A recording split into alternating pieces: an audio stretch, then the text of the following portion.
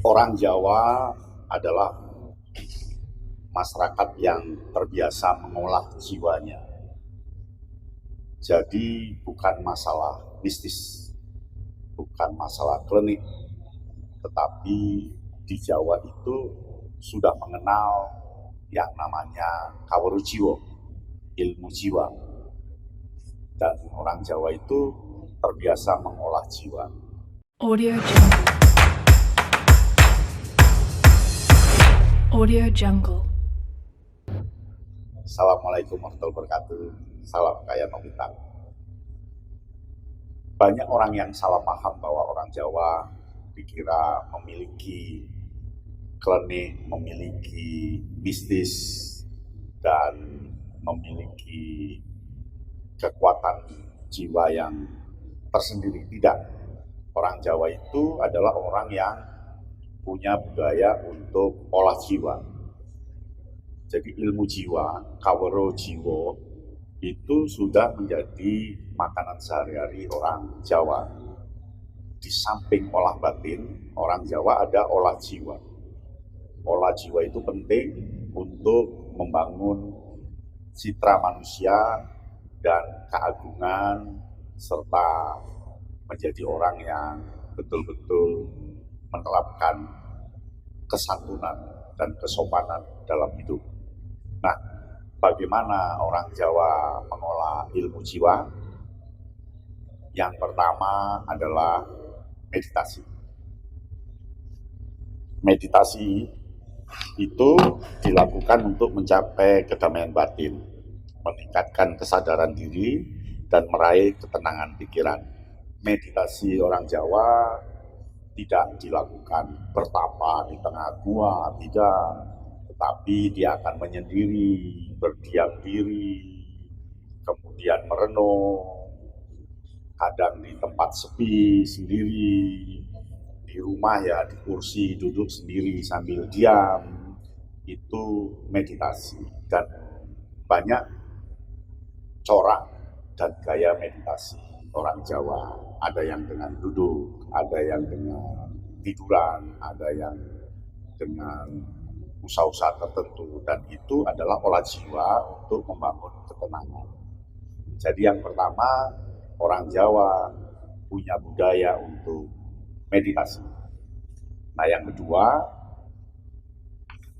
kedua adalah ngaturi.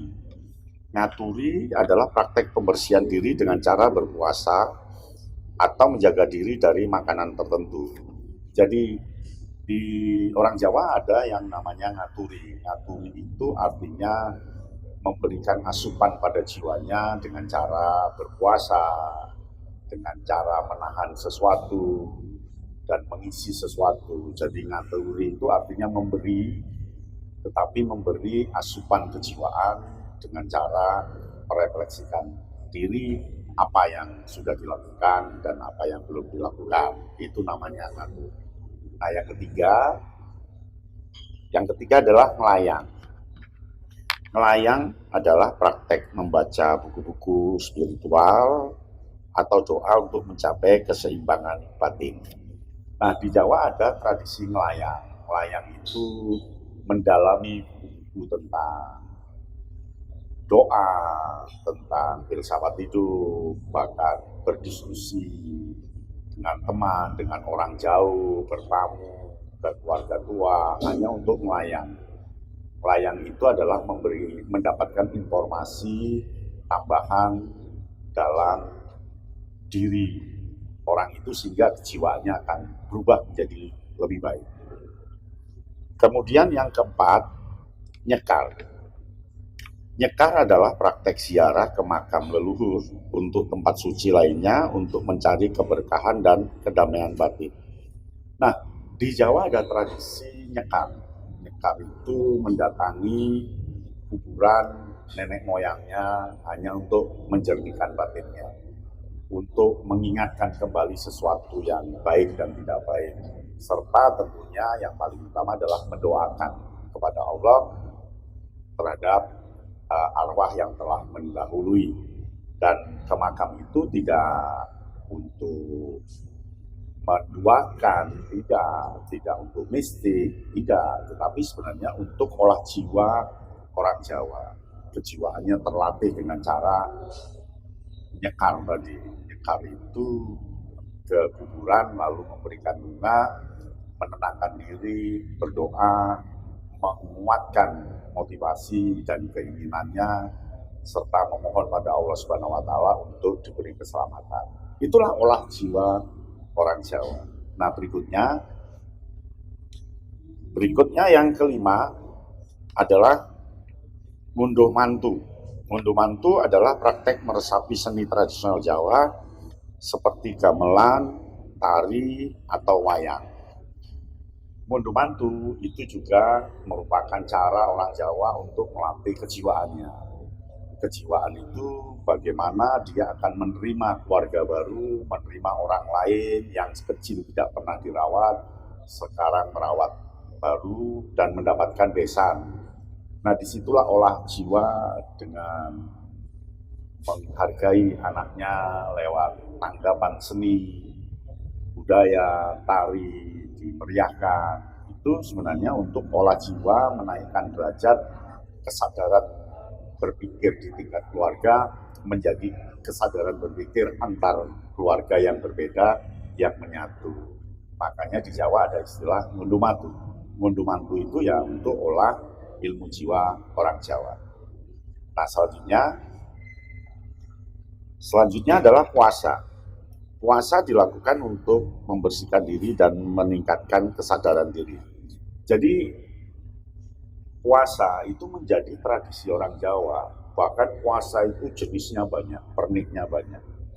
Senin Kemis dilakukan, puasa Nabi Daud dilakukan, ada puasa rame, puasa nyepi, ada puasa mute, ada puasa ngebleng ya di tempat gelap, begitu. Ada puasa ronggot.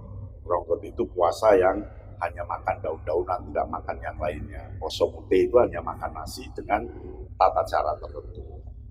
Itu semua untuk mengolah kejiwaan orang Jawa.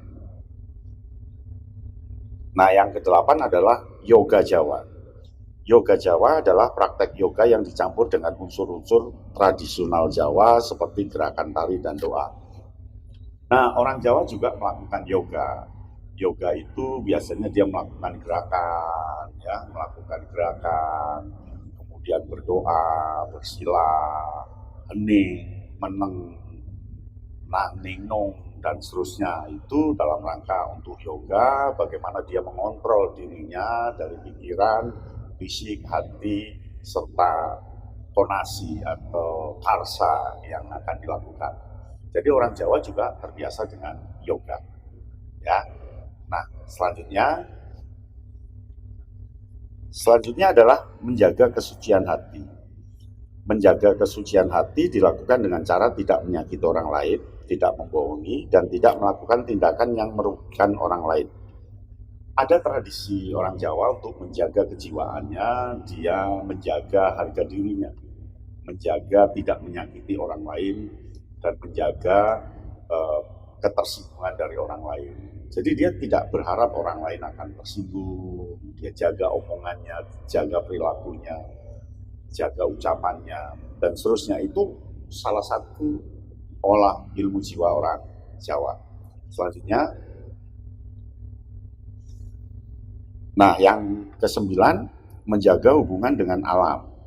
Menjaga hubungan dengan alam dilakukan dengan cara menghormati alam dan menjaga kelestariannya. Nah, orang Jawa dia untuk jiwanya supaya tenang, bagus, kuat, dan mendukung cita-citanya juga menjaga keterhubungan dengan alam.